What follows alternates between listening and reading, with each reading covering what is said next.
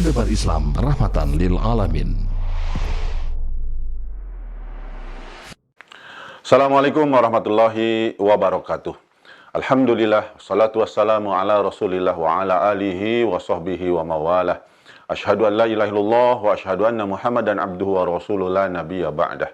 Allahumma salli ala Muhammad wa ala ali Muhammad kama sallaita ala Ibrahim wa ala ali Ibrahim wa barik ala Muhammad wa ala ali Muhammad kama barakta ala Ibrahim wa ala ali Ibrahim fil alamin innaka Hamidum Majid. Qala Allah Ta'ala fil Qur'anil Karim, a'udzu billahi minasy syaithanir rajim, walladzina amanu wa tatma'innu qulubuhum li dzikrillah, ala bi dzikrillah tatma'innul qulub. Para pemirsa yang dirahmati Allah Subhanahu wa taala, bersyukur kita kepada Allah yang telah banyak melimpahkan nikmatnya kepada kita, dan mudah-mudahan dengan kesyukuran inilah Allah senantiasa menambahkan nikmatnya kepada kita. Tema kita pada saat ini adalah bagaimana solusi masalah kehidupan. Kita lihat dalam kehidupan bermasyarakat, orang dihadapkan dengan berbagai masalah kehidupan. Dan banyak juga yang salah bagaimana menghadapi masalah-masalah tersebut, sehingga sulit mencari jalan keluarnya, solusinya. Bagi seorang muslim yang tentu meneladani bagaimana Rasulullah Muhammad SAW dan juga para nabi ketika menghadapi masalah, ternyata kalau kita lihat, jalan keluarnya, solusinya itu rata-rata sama. Apa itu rata-rata sama dalam masalah solusinya? Yaitu ketika dia betul-betul fafirru ilallah, lari menuju Allah Subhanahu wa taala, mendekatkan diri kepada Allah Subhanahu wa taala. Kita lihat bagaimana ketika para nabi seperti Nabi Musa, Nabi Ayub, Nabi Adam, Nabi Ibrahim, Nabi Yunus, ketika menghadapi masalah, maka solusi utamanya adalah mendekatkan diri kepada Allah Subhanahu wa taala.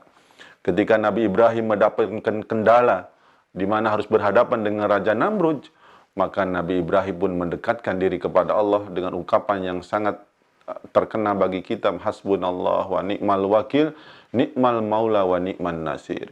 Begitupun ketika Nabi Ayub menghadapi penyakit yang luar biasa, dahsyatnya, sampai-sampai penyakitnya mengganggu ibadahnya, maka jalan keluar yang dilakukan oleh Nabi Ayub pun adalah mendekat kepada Allah Subhanahu wa taala. Begitupun Nabi Yunus di dalam perut ikan, mendapatkan musibah, dimakan ikan, dan diungkapkan dalam surat As-Saffat bahwa ternyata pendekatan Nabi Yunus untuk dikeluarkan dari musibah itu juga dengan mendekatkan diri kepada Allah. Dijelaskan dalam ayat itu, kalau seandainya Nabi Yunus itu tidak berzikir, tidak bertasbih, maka dia berada dalam perut ikan sampai hari kiamat.